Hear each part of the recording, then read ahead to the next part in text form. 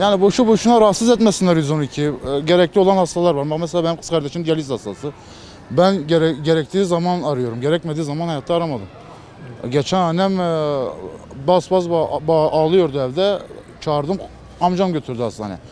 Yani Ulaşamadınız mı 112'ye? Ya değil, ulaşmaktan ziyade rahatsız etmiyorsun yani. Diyorsan en azından ufak tefek şeyler için sağlık çalışanlarını rahatsız etmeyelim. Ya rahatsız etmesinler. Ben de bir 112 çalışanıyım. Ambulans şoförüyüm. Gereksiz ambulans çağırmaları oluyor. Özellikle hani taşrada, yani ilçelerde bu problem çok yüksek.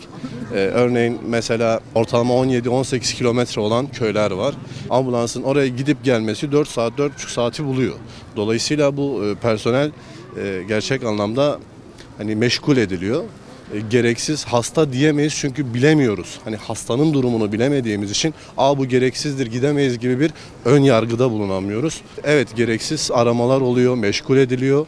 Bununla ilgili hani benim toplumdan istediğim, arzum şudur, dileğim şudur. Gereksiz yere aramayalım. Kendimiz gidebiliyorsak gidelim. Kendi eşlerini, çocuklarını, ailesini diyecek. Yarın öbür gün tamam bu şakayı yaptık ki biz de çocukken biz kendimiz de yapmışız. Daha sonra böyle bir mağduriyetin nerelere mal olacağını kendi arkadaşımızın gözlerimizin önünde öldürüldükten sonra acil ambulansın aynı anda yere gelmedikten sonra biz o travmayı geçici olarak değil 3-5 sene yaşadık. O yüzden herkes kendine yakışanı yapmasını lazım. Önce bir şey yaptığın zaman kendi aileni düşünerek yapsın. Bir insanı babasız, annesiz bırakmak, kardeşsiz bırakmak daha fazla ne olabilir ki?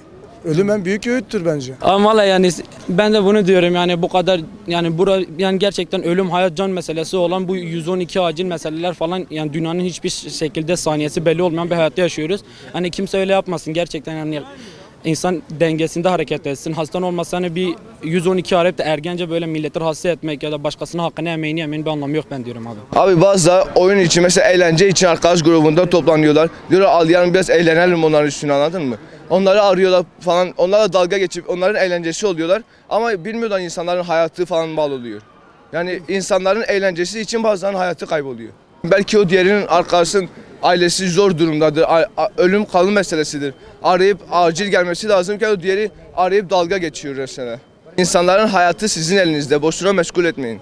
Milletimizin daha bilinçli olması gerekiyor tabii bu konuda. Ben kendim de hastanede çalışıyorum. Gerçekten gereksiz bir yığılma var. Gereksiz yere meşgul etmek çok yanlış. Sağlıkta gereksizliğe, şakaya yeri yok. Yani umarım daha bilinçli bir şekilde hareket ederler. Hastanelerde, gerçekten evlerde bazen kalp krizi olayları yaşanıyor. Trafik olayları çoğu yaşanıyor. Geçenlerde Siirt, Diyarbakır yolunda bir sürü kazalar oldu. Yani gereksiz yere 112'yi meşgul ettiğinizde bunlara yetişemeyebiliyorsunuz. Kimse ölmesin, gerek yok. Onların yerinde bizler de olabiliriz. Umarım daha bilinçli bir şekilde hareket ederler.